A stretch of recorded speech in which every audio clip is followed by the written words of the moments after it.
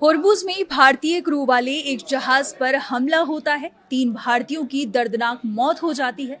अब ये हमला किसने किया, इस पर अलग लड़ाई चल रही है। ईरान का दावा है कि अमेरिकी फौज ने भारतीय जहाज को निशाना बनाया।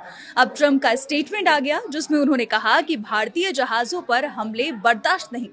क्या है पूरा मामला, आइए जानते हैं इस वीडियो में। नमस्कार, आप देख रहे हैं न्यूज 18 का डिजिटल प्लेटफॉर्म और मैं हूं आपके साथ पल्लवी त्रिपाठी। अमेरिकी राष्ट्रपति डोनाल्ड ट्रंप ने दावा किया कि ईरान ने होर्मुज स्ट्रेट से गुजर रहे भारतीय जहाजों पर ड्रोन हमला किया था। ट्रंप ने इस घटना को पूरी तरह अस्वीकार्य बताया और कहा कि इससे क्षेत्र की सुरक्षा पर बड़ा खतरा पैदा हुआ है। हालांकि ईरान ने ट्रंप के इस आरोप को सिरे से खारिज कर दिया। ईरान के विदेश मंत्री अब्बास अराक्ची ने कहा कि अमेरिका बिना किसी सबूत के ईरान पर आरोप लगा रहा है। उन्होंने ट्रंप के बयान को निराधार और भ्रामक बताया।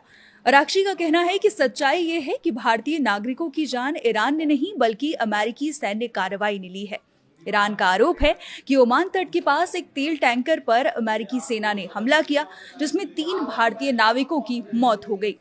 ईरानी अधिकारियों का कहना है कि अमेरिका अपनी कार्रवाई से ध्यान हटाने के लिए ईरान पर आरोप मढ़ रहा है।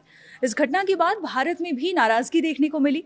भारत सरकार ने अमेरिकी राजनयिक को तलब कर कड़ा विरोध दर्ज कराया। विदेश मंत्रालय ने साफ कहा कि नागरिक जहाजों पर किसी भी तरह की सैन्य कार्रवाई स्वीकार नहीं की जा सकती। भारत ने क्षेत्र में शांति और बातचीत के जरिए समाधान निकालने की अपील भी की।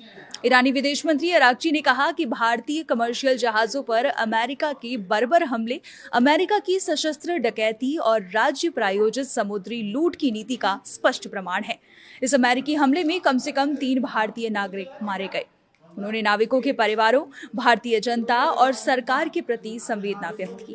अराक्ची ने अंतर्राष्ट्रीय समुदाय से अमेरिका को जिम्मेदार ठहराने की अपील भी की और कहा कि उसकी कार्रवाई से वैश्विक शांति, सुरक्षा और नौवहन की स्वतंत्रता को खतरा है।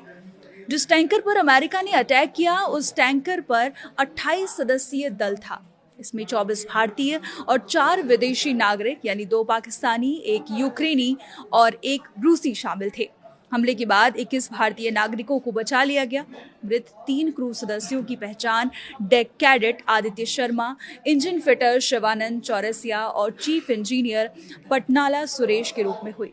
अमेरिका और ईरान अब ब्लेम गेम में लगे हुए हैं। फिलहाल सबसे बड़ा सवाल यही है कि भारतीय नागरिकों की मौत के लिए आखिर जिम्मेदार कौन है।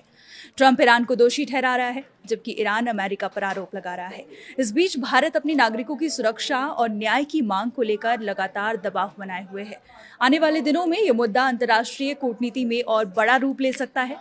फिलहाल के लिए इतना ही। देखते रहिए न्यूज 18।